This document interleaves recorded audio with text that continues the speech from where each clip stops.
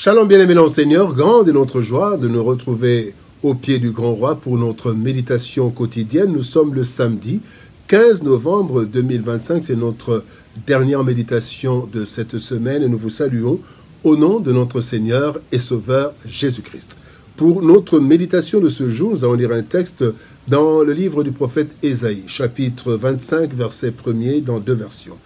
Français courant nous dit « Seigneur, c'est toi qui es mon Dieu, je veux proclamer ta grandeur et dire qui tu es dans mes louanges, car tu as réalisé des projets merveilleux. Ils tiennent depuis longtemps, on peut s'y fier. » Parole de vie 2017 nous dit « Seigneur, tu es mon Dieu, je reconnais ta grandeur et je chante ton nom. Oui, tu as réalisé des projets merveilleux. Ils tiennent depuis longtemps, ils sont solides et ne changent pas. S'il te plaît, ne te tais pas.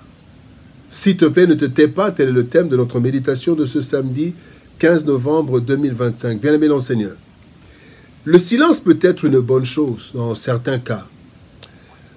Cependant, se taire peut devenir une non-assistance à personne en danger. Et cela peut traduire parfois la méchanceté ou l'égoïsme. Certains se taisent aussi par peur ou par timidité. Pour le cas d'Esther, par exemple, elle ne devait pas se taire, mais en fait c'était la peur qui voulait la faire taire, mais elle ne devait pas se taire car il y avait tout un peuple en danger et Mardochée l'interpelle en ces termes. « Si tu te tais maintenant, le secours et la délivrance surgiront d'autre part pour les Juifs et toi et la maison de ton père, vous périrez. » Esther chapitre 14, verset 14. L'humanité est en danger, bien-aimés. L'humanité est en danger et voilà pourquoi nous devons parler. Non seulement par l'évangélisation, mais aussi par le témoignage de la grandeur de Dieu. Je proclamerai ta grandeur. Le témoignage de la grandeur de Dieu ainsi que de sa fidélité. Tel est le sens de ce verset du jour qui nous rappelle, qui nous appelle plutôt à ne pas nous taire, mais à proclamer la grandeur de Dieu et dire ce qu'il est, chanter son nom, le déclarer tout haut, afin que plusieurs le connaissent, viennent à lui et soient sauvés. Voyons ce que nous tirons comme leçon de notre texte du jour. Ce qui doit nous pousser à ne pas nous taire, mais à parler de Dieu, à proclamer sa grandeur. Premier point, c'est qu'est-ce qui peut nous pousser à parler? C'est l'expérience personnelle. Et cela va nous pousser à louer le Seigneur, à l'adorer, à proclamer sa grandeur. Actes des Apôtres, chapitre 4, verset 20, la Bible dit « Car nous ne pouvons pas ne pas parler de ce que nous avons vu et entendu. » Bien-aimés, avoir été témoin d'un événement important nous pousse à en parler, même lorsque personne ne nous le demande.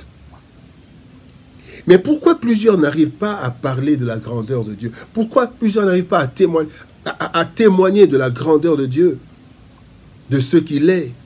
Voici quelques raisons.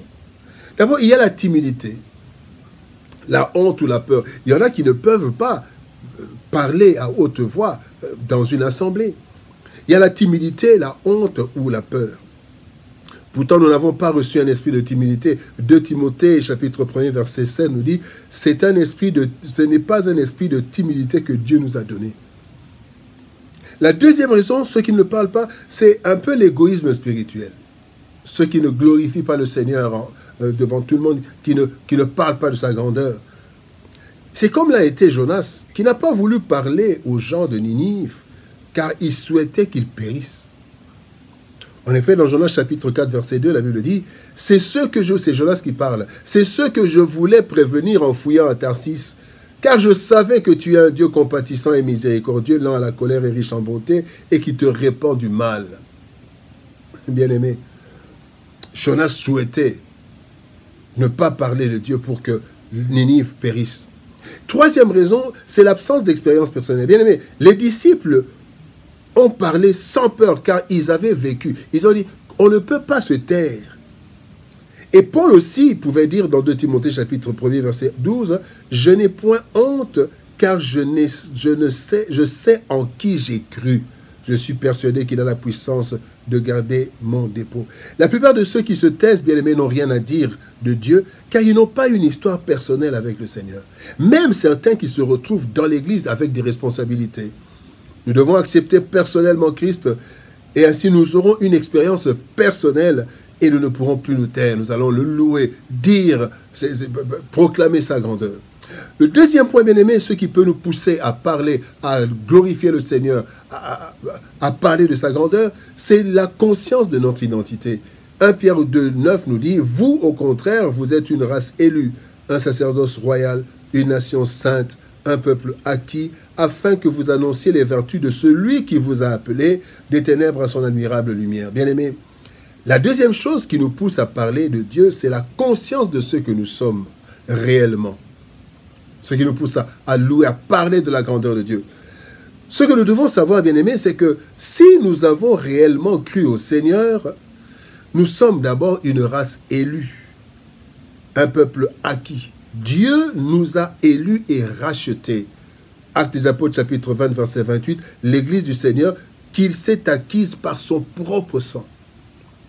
Nous sommes des prêtres du royaume, bien-aimés. Nous traitons avec Dieu, le roi des rois, pour le bien de l'humanité. Éphésiens 2, 18 nous dit, « Car par lui nous avons les uns et les autres accès auprès du Père, auprès de Dieu, auprès du roi des rois, dans un même esprit. » Mais aussi, bien-aimés, nous sommes des annonceurs. Cette identité, Dieu nous l'a accordée pour parler de lui à tous les humains, faisant une sorte de marketing spirituel. Bien aimé, les sociétés ont leurs délégués commerciaux pour parler des produits qu'ils vendent et qui n'ont parfois même pas les qualités vantées. Mais lorsque nous connaissons Dieu, nous parlons de lui, car c'est notre appel et nous connaissons les bénéfices extraordinaires d'une relation avec Dieu, alors nous proclamons sa grandeur. Le troisième point, bien aimé, ce qui peut nous pousser à parler de Dieu, à le glorifier, c'est le recours à sa puissance.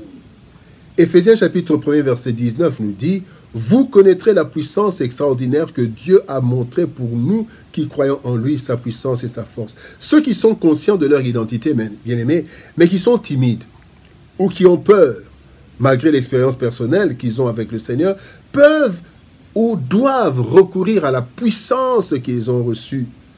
En effet, voici quelques versets qui doivent nous rendre capables de parler de la grandeur de Dieu avec puissance. D'abord, Acte 1:8 nous dit que vous recevrez une puissance.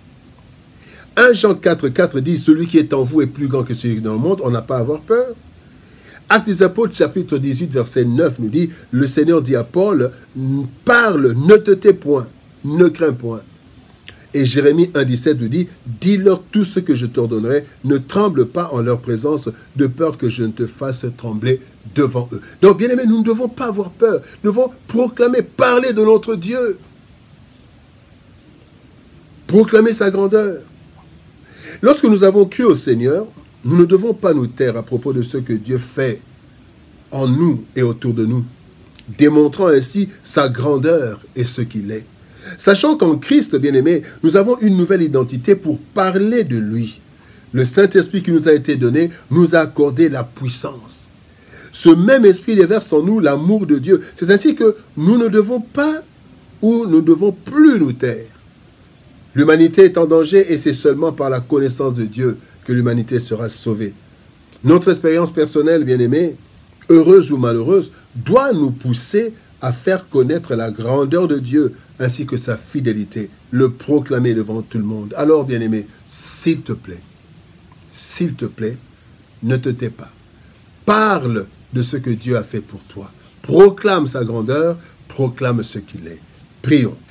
Éternel Père de gloire, nous te bénissons et te rendons grâce pour ton amour et ta bonté. Merci parce que, Seigneur, tu nous interpelles.